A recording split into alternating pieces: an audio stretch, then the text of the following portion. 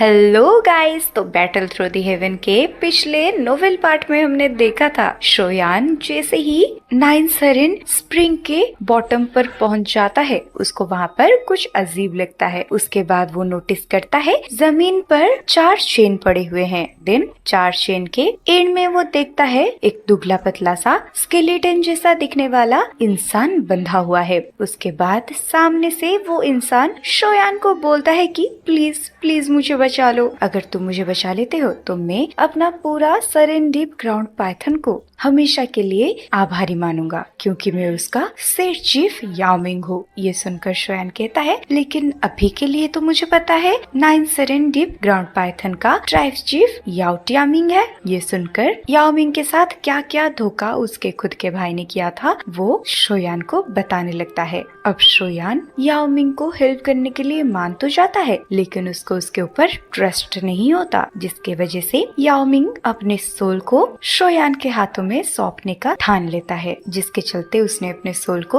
अपने बॉडी के अंदर से निकालकर शोयान के सामने रख दिया था। और अभी के लिए उसका फॉर्म होता है एक ब्लैक कलर का छोटे से स्नेक का। और यहीं से स्टार्टिंग होती है बैटल थ्रू द हेवन का आगे का नोवेल एक्सप्लेनेशन पार्ट। अब आगे हमें दिखाया जाता है जिस मोमेंट पर वो स्पिरिचुअल इनप्रिंट ब्लैक स्नेक के बॉडी के अंदर एंटर करता है, वो स्नेक की पूरी बॉडी एकदम से कांपने लगता है और वो स्नेक की सोल बॉडी तुरंत ही बिखर के याओमिंग के बॉडी में वापस चला जाता है। और तो और जब शोयान का स्पिरिचुअल स्ट्रेंथ उसके आईब्रोज के बीच में वापस लौटता है, उसको याओमिंग के स्पिरिचुअल फ्लक्चुएशंस सेंस होने लगते हैं। अब बस शोयान को बस एक बार सोचने की देरी होती है उस शाओमिंग की पूरे स्ट्रेंथ को डिस्ट्रॉय करने का। अब शोयान स्माइल करते हुए कहता है, हाँ मुझे याद आया, मैं नाइन सरेन स्प्रिंग में स्प्रिंग ब्लड क्रिस्टल को ढूंढ रहा था। तो क्या तुम जानते हो वो चीज कहाँ पर है? अभी ये क्वेश्चन को सुनने के बाद याओमिंग कहता है, ये स्प्रिंग ब्लड के क्रिस्टल ये नाइन सरेन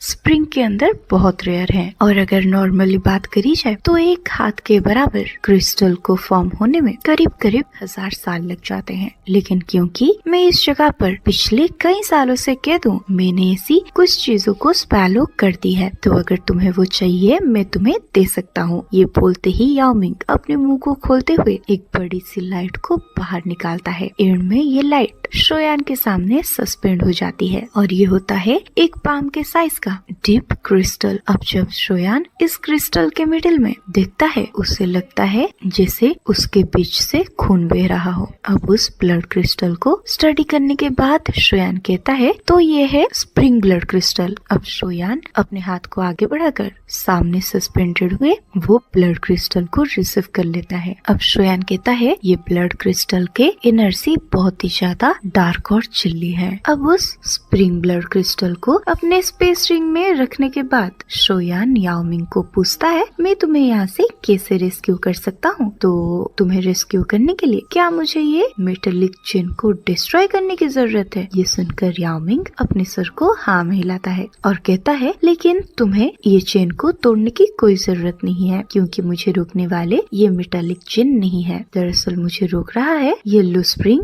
यर्न रॉक्स, जो कि ये चेन के लास्ट में अटैच हुई है, और उस पत्थर में से लगातार कोल्ड और डार्क फोर्स इरप्ट हो रहा है, जिसके वजह से मेरी बॉडी के अंदर के डाउ की एग्जॉस्ट होती है और मैं इस तरीके से वीक होता जाता हूँ। साथ ही साथ उस पत्थर और मेटेलिक चेन के बीच में एक स्विच होगा, जैसे ही तुम उसे सैटर करते हो ये मेटल चेन्स मेरे स्ट्रेंथ को रोक नहीं पाएंगे। ये सुनकर शोयान अपने बॉडी को मूव करके उन तीनों चेन के लास्ट में प्रेजेंट हो जाता है। अब वो देखता है वो चारों मेटल चेन एक बड़ी सी पत्थर के अंदर ही घुसी हुई है। अब शोयान अपने हाथों को क्लेंच करके ये रॉक के ऊपर हमला करता है, लेकिन अपने बॉडी के इतने सारी फोर्सेस को यूज करने के बावजूद भी वो ब्लैक कलर का पत्थर बिल्कुल भी ट्रम्बल नहीं होता। ये देखकर याओमिंग कहता है कि ये येलो स्प्रिंग यर्न रॉक न जाने कितने सालों से नाइनसरिन स्प्रिंग के अंदर पल रहा है, जिसके चलते ये अब एक्सट्रीमली हार्ड हो चुका है, जिसके चलते अगर मैं अपने पूरे स्ट्रेंथ को भी रिकवरी कर लेता हूँ, मेरे लिए भी ये येलो रॉक को तोड़ना इम्पॉसिबल होगा। ये सुनने के बाद शोयान समझ जाता है याओमिंग का इतना ज्यादा पावरफुल होने के बावजूद भी इतने सालों से ये याओमिंग खुद को ये रॉक से क्यों छुड़ा नहीं पाया है। अब शोयान कहता है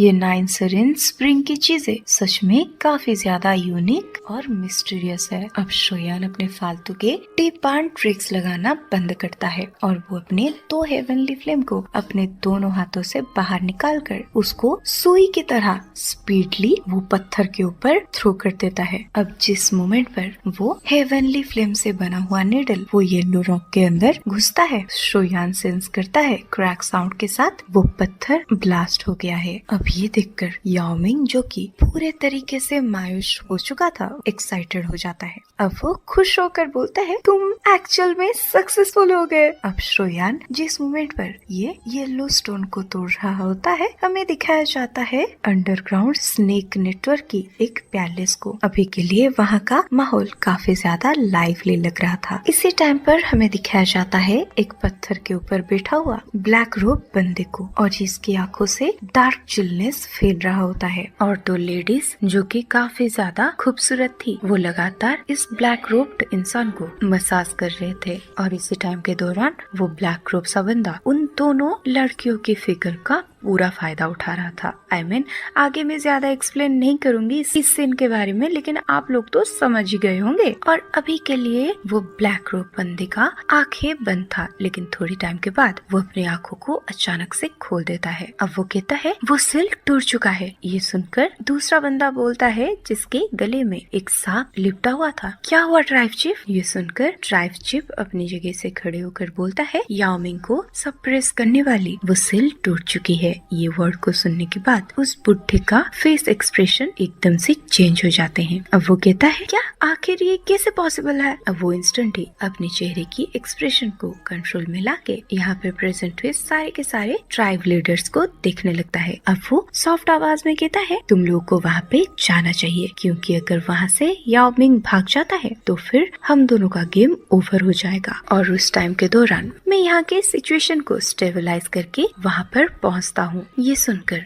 वो ब्लैक रोब को पहना हुआ बंदा बोलता है रिलैक्स, चाहे वो खुद को छुड़ा ले लेकिन वो अपने पुराने स्ट्रेंथ पर वापस नहीं आ सकता। ये बोलते ही वो अपनी जगह से डिसअपियर हो जाता है। अब उसके डिसअपियर होने के बाद वो दूसरा एल्डर अपनी जगह से खड़े होकर सबको शांत करते हुए बोलता है हमारे पास कुछ जरूरी न्यूज आई है, जिसके चलते हमारे ट्राइब्स चीफ को अचानक से यहाँ से जाना पड़ा, लेकिन आप लोग अपनी बातें जारी रख सकते हो। अब सीन चेंज होकर आता है शोयान के ऊपर और इधर शोयान वो आखिरी मेटालिक चेन को भी डिस्ट्रॉय कर चुका था। अब एक ही सारे में शोयान के बॉडी से निकले हुए एक जेंटल फोर्स याओमिंग को रैप कर देता है। अब शोयान कहता है तुम अभी अभी रेस्क्यू हुए हो, जिसके चलते तुम्हारे बॉडी के टाउके बिल्कुल भी रिकवर नहीं हुए हैं और इस टाइम पर 1000 क्लास का इनिशियल बंदा भी तुम्हें मार सकता है। लेकिन ये सब सुनने के बावजूद भी याओमिंग खुशी से हंसते हुए शोयान को कहता है इतनी अनएक्सपेक्टेड बात है, मैं याओमिंग इस दिन तक इंड्योर कर पाया हूँ और अब फाइनली मैं उस खुले आसमानों को देख पाऊंगा। तो यंग फ्रेंड, क्या मैं उस इंसान के नाम को जान सकता हूँ जिसने मुझे रेस्क्यू किया है? अब शोयान सामने से कहता है मैं शोयान हूँ। अब याओमिंग कहता है यंग फ्रेंड शोयान, मैं याओमिंग कभी नहीं भूलूंगा मेरी यंग फ्रेंड शोयान ने मुझे किस तरीके से रेस्क्यू किया है, और जब तक मैं अपना बदला ले लेता हूँ मैं अपने पूरे नाइनसरिन डीप ग्राउंड पाइथन ट्राइब की स्ट्रेंथ को यूज करके तुम्हारे सारी रिक्वेस्ट को फुलफिल करूंगा। ये सुनकर शोयान अंदर से काफी ज्यादा ब्लेस्ड फील करता है, क्योंकि उसे अभी के लिए फील हो चुका था कि याओमिंग उन बंदों में से नहीं है जो कि अपने फायदे होने के बाद किसी को पीठ पीछे से हमला करें। अब इसी टाइम पर शोयान चुटकी बजाकर एक मेडिसिनल डिब्बे को याओमिंग के सामने अपीयर करता है। अब शोयान कहता है तुम अपनी डाउकी को रिकवर करने के लिए पहले ये मेडिसिनल पिल्स को कंज्यूम कर लो और अभी के लिए हम इस 9 सेरेन स्प्रिंग के अंदर ज्यादा टाइम तक नहीं रह सकते, तो हमें यहाँ से दूर जाना ही होगा। और जब तुम अपने पूरे स्ट्रेंथ को रिकवर कर लोगे तब जाकर हम ये याओ शाओटियान के पीछे आ सकते हैं। ये सुनकर याओ मिंग हाँ में अपने सर को हिलाते हुए कहता है, यंग फ्रेंड शोयान, आप बिल्कुल ही सही कह रहे हो। अब याओ मिंग फटाक से उस बोतल के सारे मेडिसिनल पिल को गटक जाता है, क्योंकि वो भी जानता था कि उसके अभी के कंडीशन के हिसाब से वो याओ शाओटियान का बिल्कुल भी मैच नहीं है। अब याओ मिंग को रेस्क्यू करने के बाद शोयान तुरंत ही खुद को और याओ मिंग को लाइट क्लस्टर में ट्रांसफर करके फटाक से 9 सेरेन स्प्रिंग से बाहर जाने लगता है। और इस टाइम के दौरान शोयान कुछ मेडिसिनल पिल को बाहर निकाल कर उन्हें स्पैलो कर देता है और ऊपर जाते जाते श्रेन को दोबारा से वो ब्लैक स्नेक दिखाई देते हैं।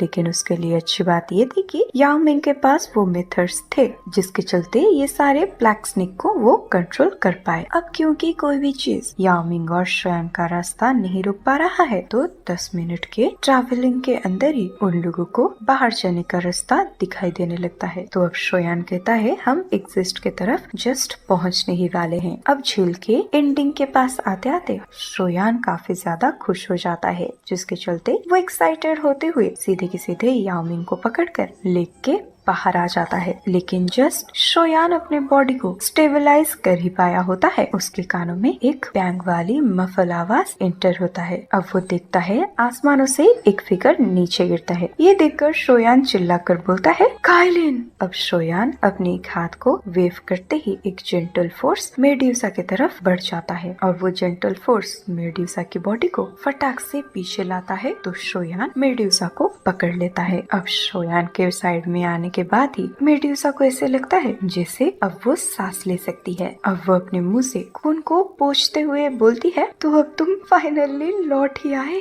अब अपने बीवी के मुंह से इससे गंदे तरीके से खून को रिलीज होते हुए देख शोयान भी काफी ज्यादा बौखला जाता है, लेकिन वो बिल्कुल भी कुछ नहीं बोलता। अब वो अपने आँखों को चारों तरफ घुमाते हुए देखने लगता है बाकी के सिचुएशन को। अब वो अपने सामने देखता है एक black robed middle age man को, जो कि हवा में खड़ा हुआ था। अब मेड्यूसा अपने दांतों को पीसते हुए बोलती है, यही बंदा है वो जिसने यहाँ पर प्रकट होते ही हम तीनों को हाइडिंग से बाहर खींच लिया, और ये बंदा पहले से ही क्विंगलिंग और लिटिल फेरी डॉक्टर को गंदे तरीके से इंजर्ड कर चुका है। अब शोयान देखता है इस टाइम के दौरान लिटिल फेरी डॉक्टर और क्विंगलिंग के ओरे काफी ज्यादा वीक हो चुका है। अब सामने प्रेजेंट हुआ वो ब्लैक रोब्ड बंदा अपनी काली काली आंखों से शोयान और हड्डी से बना हुआ ये ह्यूमन फिगर याओ मिंग को घूरने लगता है। अब सामने से वो black robed middle age man हंसते हुए कहता है, लिटिल बास्टर्ड, क्योंकि तूने ये किंग के प्लान्स को खराब कर दिया तो तू चाहे कहीं से भी आया हो, यहाँ पर मैं तेरा कब्र खोद कर ही रहूंगा,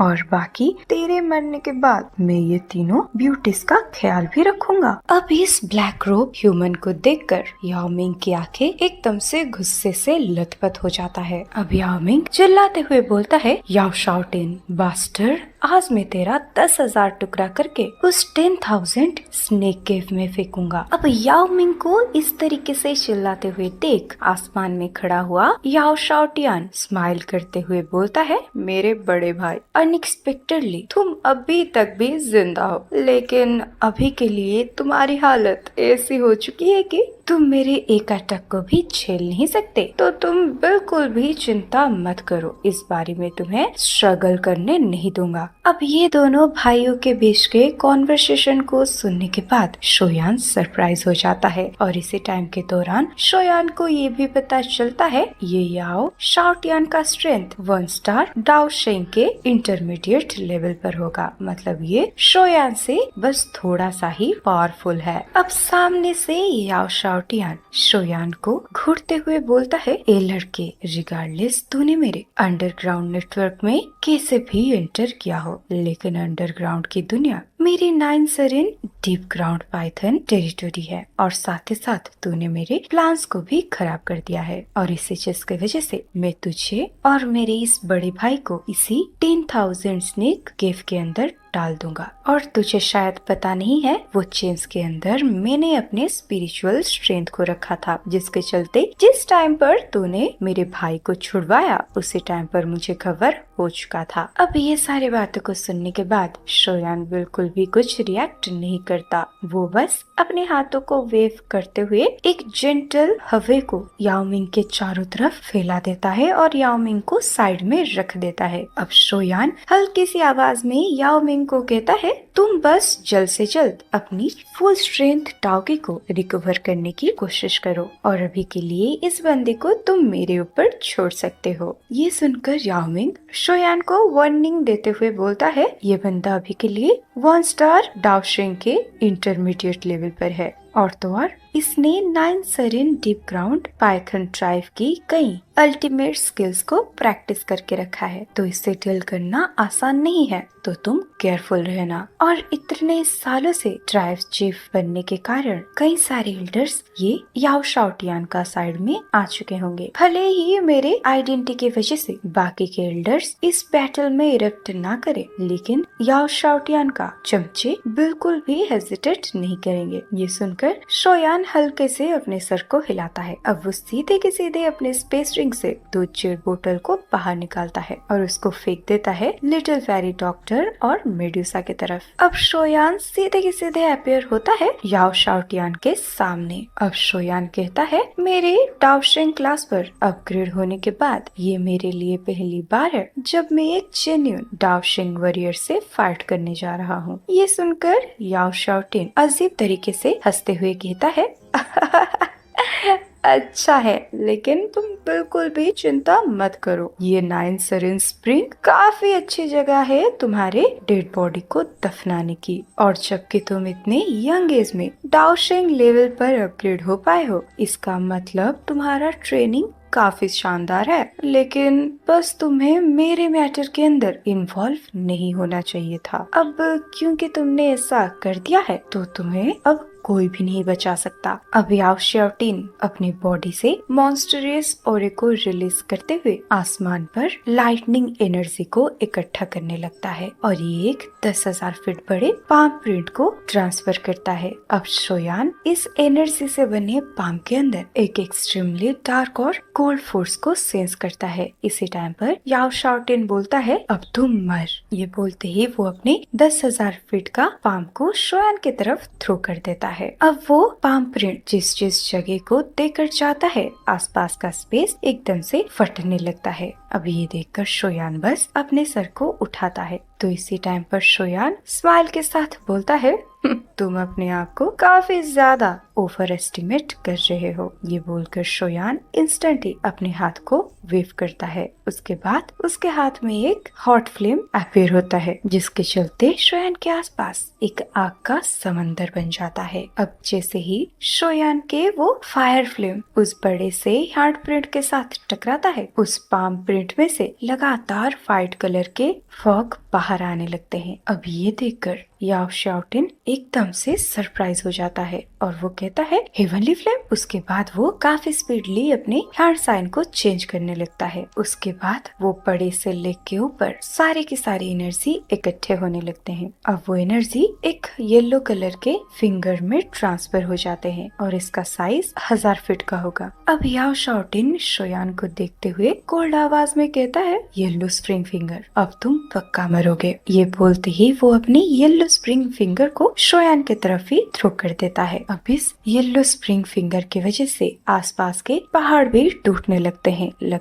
तो ऐसा रहा था जिससे आसपास कोई बवंडर आ गया हो। अब सामने से शोयान जैसे ही ये येलो स्प्रिंग फिंगर के फोर्सेस को सेंस करता है, वो सरप्राइज होकर बोलता है, क्या एक टियान क्लास की डाउ स्किल? लेकिन अब शोयान बिल्कुल भी पैनिक नहीं करता। वो बस याओ टियानमिंग को बोलता है, तुम थोड़ा ज्यादा ही एरोगेंट हो। ये बोलते शोयान एक कदम आगे लेता है। उसके बाद शोयान के हाथ में वास्ट और माइटी ट्यूकी इकट्ठे होने लगते हैं। अब एक ब्लैक लाइन सबके सामने अपीयर होता है। अब शोयान यहीं पर परफॉर्म करता है great heaven creation palm technique को, और हमें तो पता है ये भी एक डाउ स्किल है। और डाउ शेंग लेवल पर अपग्रेड होने के बाद शोयान के लिए ये पहली बार है जब वो अपने ग्रेट हेवन क्रिएशन पाम को यूज कर रहा है। अब हमें दिखाया जाता है येलो स्प्रिंग फिंगर की वजह से जो जो पत्थर नीचे गिर रहे थे वो शोयान के ग्रेट हेवन क्रिएशन पाम के अंदर ऑब्जर्व हो जाते हैं। अब शोयान भी अपने सर को उठाकर बोलता है ग्रेट हेवन क्रिएशन पाम। अब शोयान के एक ही इशारे में उसका ये ब्लैक होल आगे की तरफ सूट हो जाता है। अब जहाँ पर वो येलो स्प्रिंग फिंगर होता है